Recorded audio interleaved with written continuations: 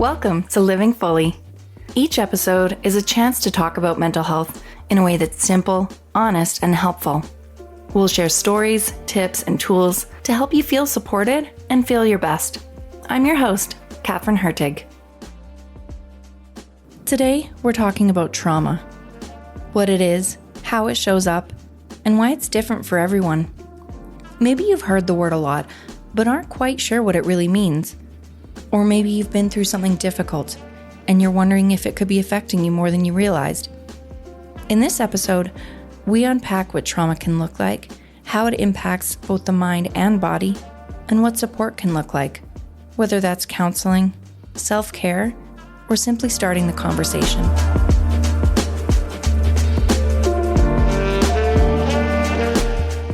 Ashley Enzie, thanks so much for being here and talking with me today. Yeah, thank you so much, Catherine, for having me. I'm excited to get to have this conversation today. So you haven't been on the podcast before. Welcome. We're really excited to have you. Can you, just tell our listeners a little bit about yourself? So I'm a registered psychologist. I've been with Calgary Counselling Centre for a few years now in a couple of different positions. So I was a volunteer here at one point. I was a counseling intern. I spent a couple years as a counseling resident. And finally, I've been counseling staff for about a year and a half now. Amazing. In terms of my work, I like to think of myself as being a non-pathologizing, trauma-informed practitioner. And I particularly find myself interested in areas related to the nervous system, emotional regulation, and attachment, all of which, from my perspective, become really important considerations when we're dealing with or exploring trauma. Yeah, so today we're talking about trauma. Now, that's a term that I think lately we've heard a lot about it, but I don't know if a lot of us understand fully what it really means. So can you kind of describe it in kind of simple terms? So really, trauma is a psychological and emotional response to an event or a series of events that are deeply distressing or overwhelming or harmful. Really, it can affect a person's sense of safety, their identity, and ability to regulate emotions or relate to others. In terms of type of trauma, there are a few different ones that we sort of look to or define. So I'll go through those quickly. The first one is acute trauma. So acute trauma is kind of the trauma that results from just a single incident. So examples of this might be a car crash or an assault or a natural disaster. There's also chronic trauma, which is kind of repeated and prolonged exposure to really highly stressful events. Examples of this might be domestic abuse or bullying or long-term neglect. A third type is complex trauma. And complex trauma is really exposure to multiple varied traumatic events, often invasive and interpersonal in nature. These might include childhood abuse or ongoing violence that somebody might experience in the home or in workplaces or different social settings.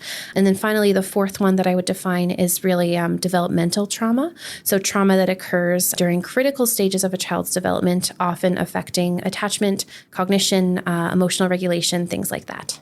Thank you for being so thorough with that. I didn't realize that there were all those different types of traumas. Yeah, I think that so many of us don't realize that. And so I think spaces like this become really important so that we can kind of have some language to define and organize the experiences that we have across time. In your work, have you found, I don't know if I'm going to explain this right, but like maybe a shame or a hesitancy to kind of label something as trauma or really dive into that.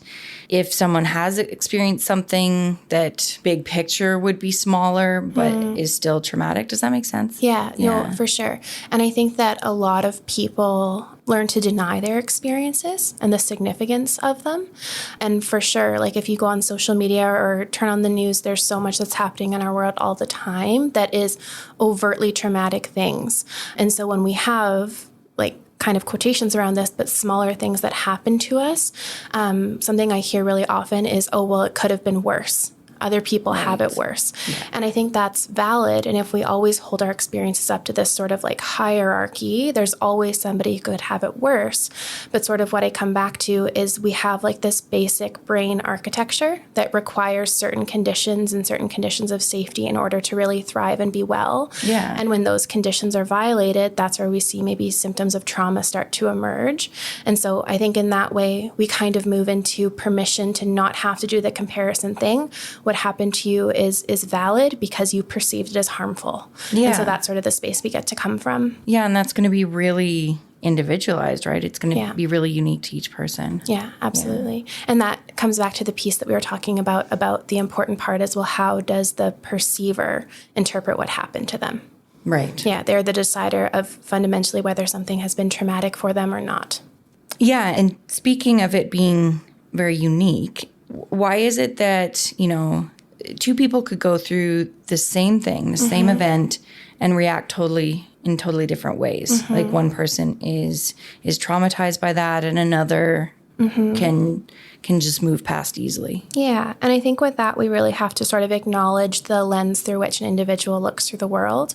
And that is impacted by a lot of things. So their life history, their background, their previous experiences, their support system, certain elements of their personality or coping style, their beliefs about themselves, others in the world, all of these pieces really kind of come together in unison to form this lens for how we evaluate what happens to us.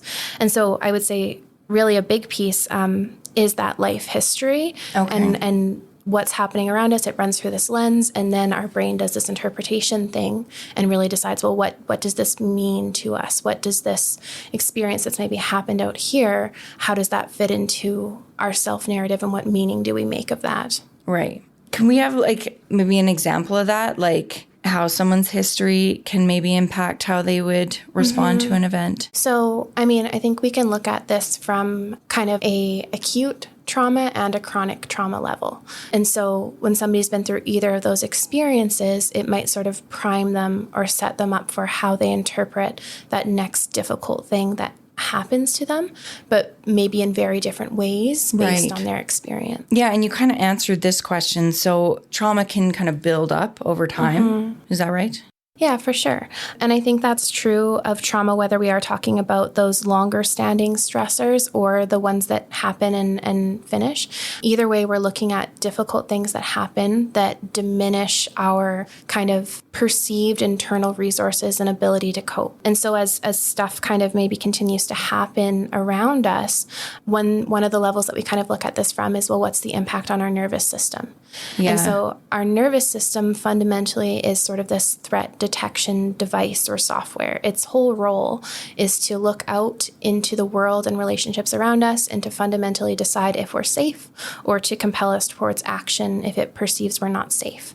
And so whether we're talking about any of those types of stressors, if you have kind of this heightened nervous system working for too long, always sort of perceiving threat and looking outward, it consumes a lot of emotional energy, a lot of bodily resources. And so if we think about it maybe almost like burning a candle, like a wick, right? For as long as that sort of software stays in this really aroused, hypervigilant, responsive state, we're burning it down, we're burning it down, we're burning it down. And at a certain point, it becomes very fatiguing. And we also probably, maybe many of us, become more reactionary to things, to stressors as they come up, the more that sort of cumulative load builds on top of us. Okay. And more reactive to stressors that have nothing to do with the trauma? For sure. Yeah. I think stressors that have nothing to do with the trauma, and maybe also stressors that resemble the trauma. Okay. And so I guess to kind of answer your first question, if we're already dealing with diminished capacity from that stress, from that trauma, then things that are maybe normally not such a big deal or normally not so difficult, they feel like they are because we just have less inside to cope and deal with it. And then we also have this sort of part of our brain where our brain's a little bit lazy and it likes to make assumptions. It likes to sort of make educated guesses in the way of keeping us safe. And so maybe even a situation that is not super similar to the trauma, to the harmful thing, our brain goes, oh, that is kind of similar. This feels the same. It is the same.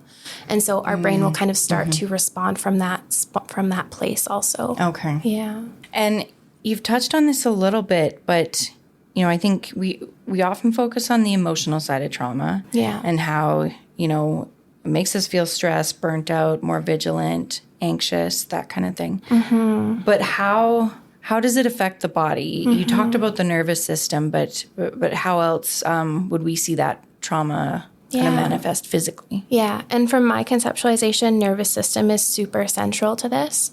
And so when we're talking about a fatigued, taxed, overworking nervous system, things that we can expect in the body are tension, headaches, digestive issues, fatigue, this feeling of walking on eggshells or sort of always waiting for the other foot to sort of drop. And then for a lot of us, when we're in that place of over-arousal, of over-response, of vigilance from the nervous system, those kind of common ones that we've heard about of the fight, the freeze, the fawn responses, those might be part of this too. And I think it's really easy when we're talking about these things to maybe feel anger at our bodies for how they respond to trauma. Mm-hmm. And I think that that's a really important part of the conversation, because I almost liken it to fundamentally the role of your nervous system, the role of your body is to protect you from threat. Yeah. And maybe sometimes it doesn't always get it right and we over respond in situations. So I almost look at it as, this like sweet friend of ours who has really good intentions, right? She like wants to help. She wants to come over and bring the lasagna after a bad day, right? Yeah. But she forgets that we have a gluten allergy or something like that. And she brings lasagna over and we're sure she remembers this, because why shouldn't she remember this? Yeah. Then we eat the lasagna and we end up having a reaction, right? So when we come back to the intention, just like that friend, the role, the intention of the nervous system is to protect, is to create safety, is to ensure survival. But these symptoms are consequences of being constantly on edge. Yeah. So being in that kind of flight or fight stage for a long period of time, what can that do to our bodies? Well, I think chronic stress. We hear about stress, I think, a lot. We hear about stress-related disorders also. When we look to like correlates of physiological health, there's lots of things. There's increases in heart disease. There's increases in respiratory issues. There are increases in diabetes rates. So there's lots of different pieces because our body's very integrated and we have this stress response axis within our body. And so, it's possible that things like that could happen over time. Mm-hmm. But also I want to be really aware of how resilient our body is too. And those are things that might happen over time and we should be aware of them because we don't want to subject ourselves to overtly stressful conditions for longer than we need to. We want to do things that encourage wellness and encourage our care, but also being aware that, chronic stress for a very long time, it probably will show up in our bodies in different ways. For sure. Mm-hmm. Yeah. How else can trauma kind of show up in our day-to-day life, especially, when someone doesn't realize that they've experienced or like what they've experienced is trauma? Mm-hmm. Yeah, for sure. I think that feeling numb or feeling disconnected, maybe avoiding certain people or places, having difficulty concentrating, maybe feeling less engaged in life, maybe having difficulty going to sleep or feeling like you're never really rested, all things that could be symptoms of that stress state, of that trauma. Ashley, in your work with clients, we're talking a lot about this label of trauma. Yeah. But is that important to pinpoint, to say out loud, to have that label to help someone, like when you help your clients, is that important to help them get through it? Mm-hmm. Do they need to know, okay, what you're going through is trauma, or do you just kind of work with them as they come? Yeah, I think it depends a little bit on the individual. I think that there's some people who, by hearing that label, they might feel really validated in their experience. Yeah. It might feel like, symptoms they've experienced or the pain that they've felt, it now has a label and it is something. Especially, if their trauma has been relational, maybe there's been gaslighting or denial of their experience or trauma in some way. So to hear that, hey, this is valid, this happened to you, of course you feel this way, I think can be really validating for a lot of folks. There's also the other side where, And I think this is where attuned listening becomes really important, where we don't want to pathologize somebody.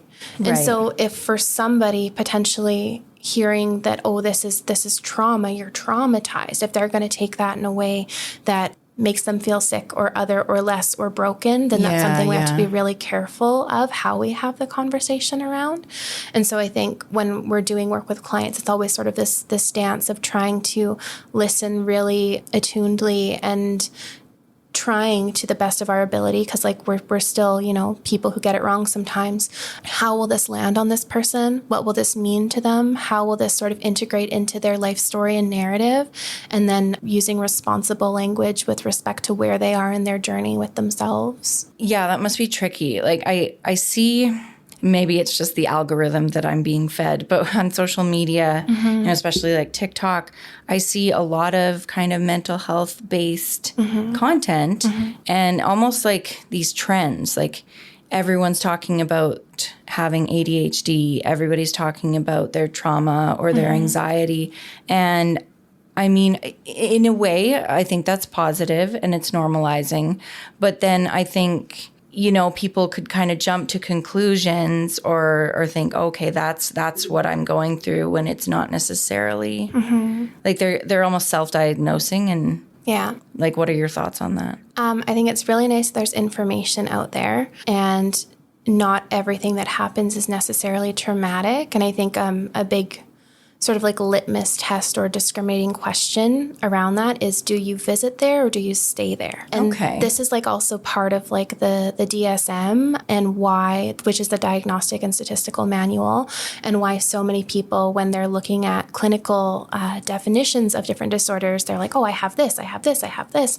There's like this joke in undergraduate classes that when people are going through the DSM for the first time, they panic because I have this, I have this, I have this, I have this. But that's the thing. Do you visit there or do you stay there? Because a lot of these sort of symptoms are normal human symptoms and normal human experiences. And so we're not talking about the presence or absence of something. We're talking about the frequency and the intensity of expression. Yeah, no, that makes sense. In my conversations with counselors for this show, a lot of symptoms are mentioned. Like I'm thinking for anxiety and depression, like if you just list them one by one, it's like, okay, yeah, I do have a high heart rate sometimes, or I do have low motivation. But yeah, we kind of have to look at the big picture. How intense is this? How long have I been experiencing this? Yeah. And I think there's also this piece of we can trust the individual with their own experience. And I would never walk into a situation with a client and suggest like, hey, like this was traumatic, like you were traumatized, right? Because like we've talked about, there's no overt objective criteria outside of the individual. The individual is kind of the barometer by which that is traumatic or isn't traumatic. And so I think really allowing that trust in the therapeutic relationship of what did this mean to you? Did this mean anything to you? And letting that be true. Because I think the other risk here when we're talking about trauma or suggestibility is in that if I come into a conversation with you and I heavily suggest to you, hey, this was traumatic, does that then alter your perception of events in some way that's maybe harmful to you? Right. And making that suggestion could change your mindset around it. Yeah. And so I think like that's the big question. Like, what does this mean to you? How did this impact you? Did this impact other areas of your life in some way? And some people will say yes, and some people will say no, and then we go on to the next topic, and that's just fine. Yeah. In your work with clients around trauma, does the reaction of others in their life, does that have an impact? Because I assume, some people wouldn't understand their reaction to the experience. They, they might feel that they should be moving on or reacting in a different way. Yeah. What are your thoughts on that? How do you work with people around others' reactions? I think that's the space where the therapeutic stance becomes really important. And the therapeutic stance is this non-judgmental, warm, unconditional regard for the person's experience. And I think also leading with curiosity. And so when you sort of describe that situation of, somebody in an individual's life having some judgments about how they're experiencing a situation or how they should be going through it, my response to that is kind of, okay, it's fair. That makes sense to that individual and how they would maybe go through it. But again, it comes back to that sort of lens for me about how we all individually look through life and look at the world, and knowing that we will fundamentally make meaning and sense of things very differently sometimes. And both of those perspectives are extremely valid. And so to the individual who's maybe suggesting to somebody how they should be handling a situation, I would encourage them to sort of suspend their own judgment, suspend their own evaluation, try to lean in, try to be curious, try to understand what this means to somebody. Yeah. And then to the person who's maybe feeling like they're receiving a lot of judgment or suggestion for how they should be handling it, I would say, almost in a little bit of a way, we have to be resistant to that. We have to know what's real and true to for us. ourselves. Yeah. And that's sort of the way that we have to handle this situation. And maybe, we can acknowledge that the people around us, hopefully, if we're in good spaces, want the best for us and they're just trying to be helpful. And that's lovely. And take what works for you and leave what doesn't. Set boundaries where you have to, but also know that fundamentally how this is organizing for you is the space that you have to meet it from. Yeah. Yeah. Yeah. Another term that I hear a lot when talking about trauma is the idea of triggers. Mm-hmm. What is that? How does that kind of relate to the experience of trauma? Mm-hmm. So earlier when we were talking, I made this comment about sort of the lazy brain, the software that wants to make assumptions and quick guesses. So that's sort of related to this idea of triggers. And so triggers being those things that happen maybe unexpectedly or expectedly as we go through our day-to-day that bring us right back to the initial trauma. Okay. And so before, when I was kind of saying, something happens and our brain goes like this is kind of similar. It's actually exactly the same. And then it starts to respond in that sort of way of the initial sort of wound or hurt or trauma is what we're talking about with a trigger. And so trigger being something happens, it maybe catches us off guard. It brings us back to that sort of initial pattern of responding. The response can be really quick, often catches people off guard. A lot of people feel a lot of confusion in that too, especially if they've maybe been coming to therapy or it happened a long time ago of, they've been working on this or this happened so long ago, so why can't they just let it go? And then we find sort of maybe layers of self-judgment in there. Yeah. But knowing that if you're feeling triggered, it's not that you're not healing. It's not that you're doing something wrong. It's that these are sort of predictable nervous system experiences that occur when we've been through something really difficult. There's also a lot of folks who come in and they want to know how to get rid of the trigger. Mm-hmm. And so one sort of message that I find in that is, the brain is what the brain is. Like, we have kind of spontaneous neuronal firings that happen all the time. We might not be able to control whether we get triggered or whether something happens in the environment around us. So maybe the goal then shifts a little bit and it becomes, okay, how do we sort of increase your self-awareness around what is triggering to you? What are maybe higher risk situations? How do we prepare you with plans? How do we support you with coping? How do we encourage you to label what's happening for you and how to kind of soothe your nervous system when these things happen? Because they probably will happen. And so I think a big part of my stance becomes being triggered is normal. And now we get to sort of, and this is kind of corny language, but I'm kind of corny like this in terms of relationship with self, is how do we now invite you into this relationship with yourself to really get to befriend your nervous system, to start to create conditions of safety for yourself. And that's I think, a big part of kind of the language that I use in dealing with triggers and this sort of thing. Like, if there are certain people, places, situations that trigger you, should those be avoided? Are there ever situations where you should avoid those? So I'm careful with never and always and absolutes. And I think it's very gray and it's very assessed on a case-by-case basis. Of course. I would say if there's people or situations that have been like absolutely so harmful, so toxic, so disabling to you that it's not healthy, then those might be appropriate boundaries to set. But also you're still a person who has to live and be part of the world. And we don't want your trauma experience to then shrink you as a person in terms of what you allow yourself to experience. Okay. And so I think there's a degree of caution in that of we don't want to become avoidant of everything that could potentially become a trigger, because I think life gets really small if we do that. And then also if we're kind of looking at it from like this empowerment perspective, right? If something happens to you in life and now you have to walk around on eggshells, always trying to avoid something, just to me in my body, when I think about it, it feels like agency and personhood, it shrinks a little bit. And the goal from my perspective becomes, how do we just use self-knowledge to allow you to create safety for yourself as you move through the world? And also this narrative piece around triggers of if a trigger happens, which it probably will because you're still functioning in the world, it's okay because that's normal and you know how to take care of yourself. And it's okay if you don't know how to take care of yourself and soothe yourself yet, but that might be a big part of what we do together in our therapy work. This might be a silly question, but is there a way that we, like going back to, let's say, the example of the car accident. Yeah. Is there a way we can prevent ourselves from being traumatized by something? Like, you know, proactive work. I mean, not that we ever, you know. I say we all the time. I'm a big we person. Yeah. Not that we can ever predict that something's going to happen like that. But can we prevent being traumatized by something? Or is it like it's up in the air, our body will kind of choose at the time? Yeah, I mean, it's a good question. I think a big piece of it comes down to maybe pre-existing lifestyle and wellness factors, and also probably some belief system stuff in there too.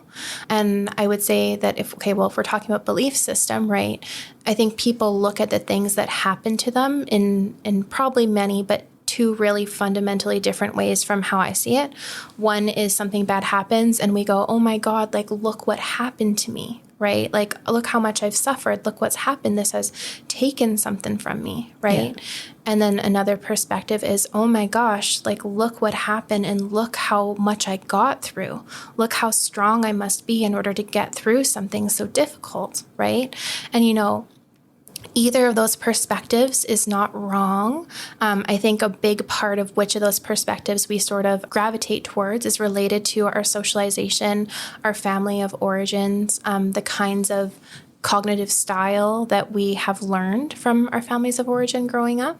But I mean, maybe that's a factor in how we perceive what happens to us. Right. I also think there's pieces of prior to the trauma, are we somebody who has a supportive, soothing relationship with ourselves, or no? Are we somebody who is willing to acknowledge and validate our own pain and suffering, or no?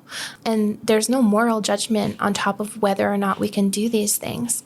But if we were to imagine two different people, one who doesn't acknowledge their feelings, who is self-critical, who doesn't kind of provide comfort or care to themselves, who feels really victimized and sort of in danger in the world, versus somebody maybe who says, oh man, like, that was really hard. Oh man, like, here's the feeling that's coming up from me. Like, oh man, how do I take care of myself in this really difficult moment? How do I mobilize supports and resources? Yeah.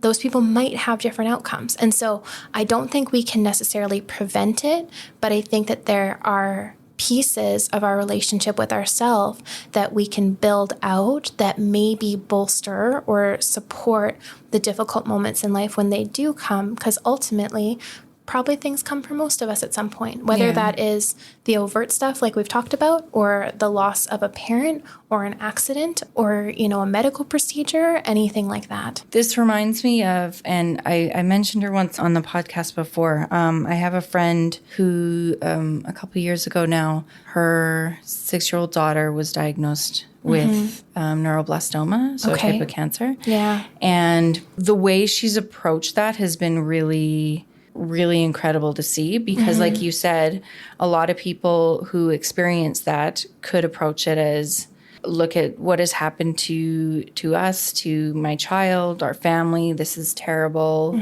But she's chosen and she's worked really hard, being like, as keeping the joy and being grateful for every moment. And it's a lot about mindset. But like when I think about that, I always want to make sure we know that it's not that if you aren't able to do that, that there's anything wrong with you. For sure. Like, it's amazing if you can look on the bright side, like be grateful in those situations, but that's just it's not possible for everybody. For sure. And I think there's a piece here of acknowledging everybody's process is different.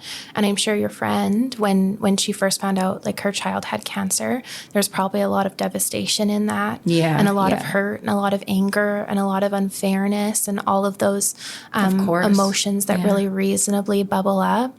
And so, I think that hopefully maybe if we're lucky, we get to a place where we get to make meaning of our experience in some way that moves us forward well and connects us to life. And so giving ourselves space to be what it is, and this really being okay with how we respond to it. 1,000,000%. And with that too comes this self-compassionate lens too of exactly how this bubbles up for you is exactly fine and perfect what the moment is.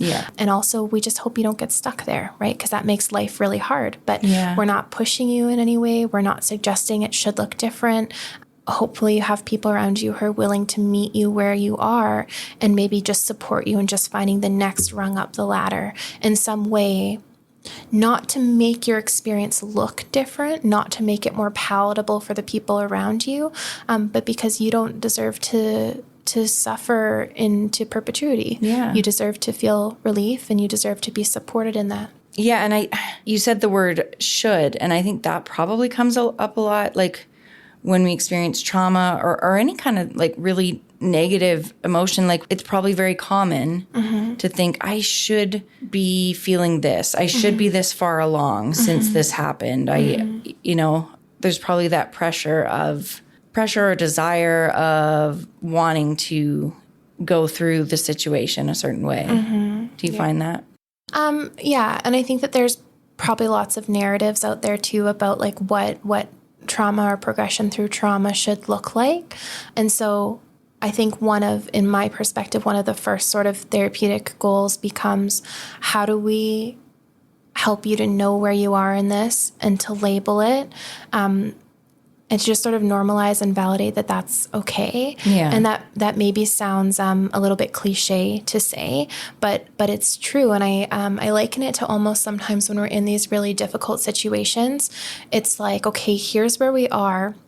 And we really badly want it to be different, right? Like we want it to be different, And so like the visual metaphor kind of becomes, okay, we're going to place you in front of this brick wall and I want you to move the brick wall, and somebody sort of like bears down and places their palms flat against it and presses, and they're exerting all their energy and they're frustrated and they just want to move this wall, right? And they're just fatiguing themselves, right? And so part of the work becomes, okay, can I drop my hands and can I step back for a second to just appreciate the reality of what the moment is, what this is for me, to accept that I might not like that there's a wall here, but there is a wall here. And if I can sort of meet myself there and kind of hold my head up and drop my arms and stop pressing against it so much, will my eyes sort of lift long enough to see, oh, okay, well, the brick wall, it's actually 6 feet wide and I could walk around it. And so what I mean by that is, in this sort of experience, so many of us are fighting against ourselves and angry at ourselves for what we're experiencing or for our symptoms or for how it should be. And so I think that in therapy or in these conversations, hopefully there's this element of permission of, you know what, this is what it was for you and this was really hard. And we can acknowledge the ways in which it was really hard. And that doesn't mean we're sinking into it and that we are, kind of going to be subject to it in this way forever. But I think one of the first steps is, well, how do we stop fighting ourselves or shaming ourselves? Yeah. I bet a lot of that comes from, like, when we think, like, oh, I should be feeling this way, it's because we like to know what's coming. We like to know what to expect. So if we think, like, these are the steps that I'm going to go through. It just helps to kind of conceptualize the experience a bit more. And I think so many of us, like reasonably so, we want to get out of distress as quickly as possible. Yeah. And so it would be so nice if we could come in and get like a step-by-step of how do I not feel this trauma anymore? How do I get through this? But I think often for many of us, this is a gentle, reflexive process of being responsive to where we are, to acknowledging our needs, and to slowly creating safety and comfort for ourselves again, to sort of companion ourselves back to something that feels probably not the same, but better in some measurable way. Yeah. So how can trauma, especially trauma that hasn't really been worked through or dealt with, how can that affect things like sleep, relationships, how someone sees themselves? Yeah, so lots of things in there. So I think it can lead to, trouble sleeping, feelings of restlessness, maybe difficulty falling to sleep or staying asleep. Maybe for some folks that I've worked with, nightmares even. So really different for different people. In terms of relationships, dependent on kind of the type of trauma or emotional injury, maybe there's trust issues, maybe there's emotional withdrawal, maybe there's sort of increased conflict in relationship. And that can be for many reasons, but maybe one being to, when something bad has happened to us, we sort of find this self-protective mechanism in us that wants to make sure nothing bad happens again. So we might sort of withdraw or experience increased conflict. And then I think with that too, trauma can impact our self-esteem and, how we see ourselves too. And so maybe this feeling of shame or feeling broken in some way, feeling misunderstood in ways that separate us from others. So I think it can show up in lots of different ways depending on what's kind of gone on. Is the way that trauma is treated and addressed, does it differ depending on what caused the trauma? I'm thinking because last year we did an episode kind of close to when the wildfires were happening. Yeah. And that trauma of experiencing like this natural disaster. Does the work, I'm sure, again, it is very unique to the individual. But the like umbrella concept of trauma, does it look kind of similar whether you're experiencing a natural disaster or, an accident or abuse? Or does that make sense? Yeah. And I think that's another really important part of the early work of just figuring out what this means to the individual. And like one example being with the wildfires that did happen last year, Calgary Counselling Centre did have a response as part of that in providing free counseling services to those folks. And, not everybody came for free counseling. So some people, they kind of just picked up life and they were really sort of logistical around it and kind of got back to business. And some people were really deeply emotionally impacted. And so I think that the main thing in there is meeting people where they're at. And that's really what I want to know when we first start having these conversations of, well, what does this really mean to you? What did this mean to you? Because I think from outside of the individual, there's no way to predict what it could truly mean to them. Again, coming back to those important pieces of history, their coping style, their beliefs, their resources, all of those pieces is really impactful to, well, what was this for them? Yeah. And so I don't know if that answers your question great, but I would say in terms of how we approach counseling based on different types of trauma, very individualistic, very dependent on client preferences, and very dependent on where they are in the meaning that they're making of this experience for themselves. Yeah. Yeah. What can trauma look like in children? And like, are signs different than what we might experience as adults? Yeah. And I think a big thing with children, especially dependent on sort of age, is they probably don't have the language to express what they're going through. And so it comes up a lot more sort of behaviorally. So maybe it could show up as tantrums or as clinginess or as, maybe they were doing okay in school before, but now they're really not. Maybe they're having nightmares or stomach aches or other sort of regressive behaviors developmentally. And so I think in the absence of language, which is really, even hard for adults who maybe get to be on TikTok and hear about it or whatever else, right? Children really don't have that. And so I think probably the first sort of manifestations that we're going to see will be behaviorally. And so specifically, I think changes to behavior. okay, changes. Yeah, because when you're listing some of those things, I'm like, ooh, again, a lot of those seem like kind of normal kid things on their own. So as a parent, how would you kind of recognize that your kid might be having a hard time? So I would say the number one thing is to ask them. And so, like, with that, I think a lot of times, well, there's a lot of parents out there who want to role model strength to their children, right? Who don't want their children to see them upset or anything like that. But feeling feelings is like a normal part of a human experience. And so maybe if something has gone on, like being willing to go to your child and say, you know, buddy, like that was a really hard thing. Like, how are you feeling about this? Right? And maybe in that first conversation, maybe a child doesn't have an answer, but by asking it, you're starting to normalize that there's space for emotions and that hard emotions are welcome and that they're things we can talk through and that they're okay. And so I think being willing to role model having conversations like this and also observing as well you can, right? But also, you know, nobody's perfect. So there might be things that you miss, but I really feel like that invitation into conversation, that acknowledgement of what's gone on is really important in creating space where whatever's going on can be dealt with.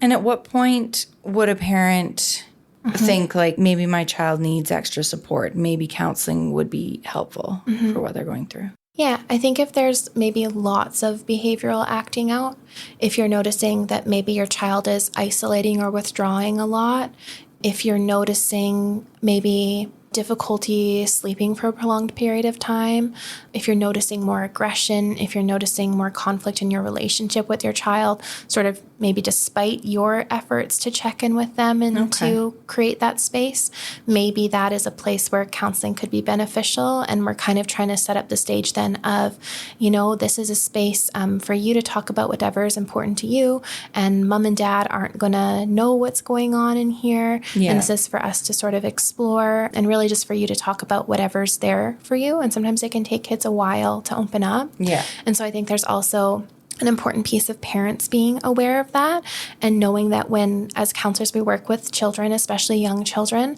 the first part is creating safety in the relationship so that they can talk about whatever is actually going on inside of them. Okay. Which might take some time. Yeah. Yeah. What are some healthy ways, some healthy coping strategies, and healthy ways people can begin to cope with the effects of trauma, even if they might not be ready to dive into counseling? And so I kind of probably sound like a little bit of a broken record here, but I think like that willingness to acknowledge our own experience, that willingness to validate our own feelings. You know, there are lots of good resources online now that tell us a little bit about trauma. And so maybe starting to pursue some sort of psychoeducational material for yourself so that you have some language for some experience. And how do we discern, you know, what's helpful and legit versus just sensational or not as informative? For sure. I would say look for real authors and real clinicians in the field as sources of information. Yeah. When you brought up TikTok earlier, you're right, there's tons of information. And remembering too that TikTok and social medias are algorithmic based and they're looking for views to make money, right? And so there's going to be lots of sensationalism in that. And so we want to go to actual professionals in the field. And so people who are really great in this area, like I mentioned, Gabor Mate, Deb Dana, Stephen Porges, people who really work with trauma, who work with the nervous system, who recognize this as a brain process. And I think that's really the level we want to start to appreciate what has happened to us from. Yeah. And what would someone look for in a counselor when they do feel they're ready to talk about their trauma? So how do they kind of determine that a counselor would be a good fit to help them deal with what they're going through? In my experience, a lot of times it's a feeling. Yeah. And I think that we're okay to be led by that sometimes, but you know, when we're sharing the hard parts of our life, I think it's really important that we do feel a level of comfort with somebody. I think it's important that we feel warmth. I think it's important that we feel listened to and attended to, and that person is really making an effort to kind of step into our shoes and understand what it feels like to be us for a moment. If, you know, a counselor, if a clinician was really quick to tell you how something is or to overinterpret your situation or something like that, I would be a little bit cautious. Okay. And so I think it really comes down to when you walk away from that first session with somebody, do you feel seen? Do you feel heard? Do you feel like that person was curious about your experience? And then also hopefully they conveyed a couple things to you around, respecting your pacing, respecting how you want to tell your story, really conveying a respect for your autonomy and personhood. And I think the term trauma-informed care is important. And it's not just a term, it's, training we go through also, right? Yeah. What is that? And trauma-informed care. It really refers to a way of sort of sensitively having conversations that respect the way that people's life histories intersect with their experiences. Like how we you engage in our approach it. communications. Yeah. Okay. Yeah. How we respond to it. Yeah. And are there a specific therapy approaches or ways of counseling that work well for trauma? Mm-hmm. So there's a couple. Well, there's actually quite a few, really. So there's trauma-focused cognitive behavioral therapy, which, CBT is something that a lot of folks are familiar with. We're talking about how cognitions and feelings interact with behavior and that sort of thing. So this being that, but with a little bit more of a trauma focus. There's also internal family systems. And so internal family systems, or IFS, it kind of breaks down the different parts of you into parts. And we acknowledge that they all play really important roles in trying to protect you. So how do we sort of welcome different parts of you in order to really have this holistic framework of relating to and understanding yourself? There's also narrative therapy.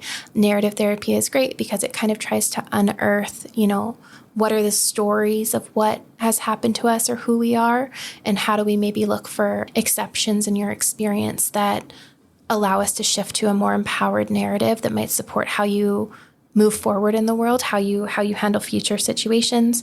There's also somatic experiencing and polyvagal theory, which are perspectives that I really align with and use as a framework in my work that really does prioritize that impact of nervous system. And, fundamentally, we are biological creatures in this world, and we're working from the level of nervous system and knowing that we have this reflexive, responsive nervous system, and how do we create this sensation of inner safety when that sense of safety has been rocked. So there's many different kind of modalities you could work from with a therapist. And so that person fit model becomes really important. And so early on in those conversations, we're starting to listen to, is this somebody who maybe deals more in metaphor? Is this somebody who's really like literal and analytical? And we're kind of trying to do a little bit of matching for what sort of style or modality would suit maybe how this person's brain wants to have this conversation. Yeah, that you answered my next question of how you kind of go about determining the best approach for that client. Yeah. For sure. And I would say that I'm pretty transparent in my work too. And so when somebody comes in and they tell me, okay, here's what's going on for me, or here are my goals, or whatever it is, I like to sort of front load the work, and I'm going to say, okay, so I'm going to do my best to listen for what it is you're telling me, and I'm going to kind of run it through my own interpretation, and I'm going to spit it out. And I'm not like spitting it out because I'm saying this is how it is. I'm putting almost like a mound of clay out on the table for us to shape together. Yeah. And I'm going to give you some ideas that I have about maybe some directions that we could go, and what's going to become really important in our work ultimately being successful or not is you bringing your preferences into that, us deciding sort of a course or trajectory that makes sense for you, who you are, your values, your beliefs about change, all of these important things. And then we're going to kind of co-direct this together. And I think that becomes especially important when we're working with people who have experienced trauma, because so often trauma is this, like you said, this loss of certainty, this loss of safety, this disconnection from self. So starting to reestablish that agency, even within the therapeutic relationship, and knowing that they have choice becomes, I think, a really important part of the whole thing. Yeah, I like that. Really laying out what to expect in the therapy room. Yeah. Amazing. Thank you so much, Ashley. Yeah, thank you. given me a lot better understanding of trauma. Yeah, thank you. And I appreciate us having this conversation. I really appreciate how you brought up the social media piece and how some of these words are used and what they actually might mean clinically. And if there's anything that, somebody kind of hears in this conversation, I hope it's that if they have this little inkling inside of them that they're struggling or suffering, to allow themselves the space to explore that a little bit and to hopefully be met by somebody who is safe and non-judgmental, because what you deserve is you deserve to move through the world feeling well, and you deserve to move through the world feeling safe. And if things have happened in your world that have contributed to you not feeling that way, they deserve to be on earth, then I'm really sorry that happened to you. So I hope it becomes an invitation for self-inquiry and for care and for self-compassion. Thank you. Thank you for leaving us with that. Yeah, thank you, Catherine.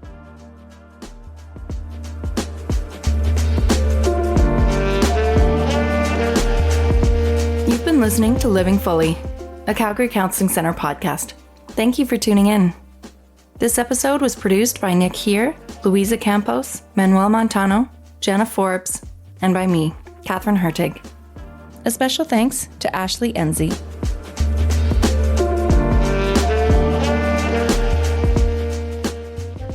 Tune in on October 6th for our next episode, where we'll be talking about getting help for depression.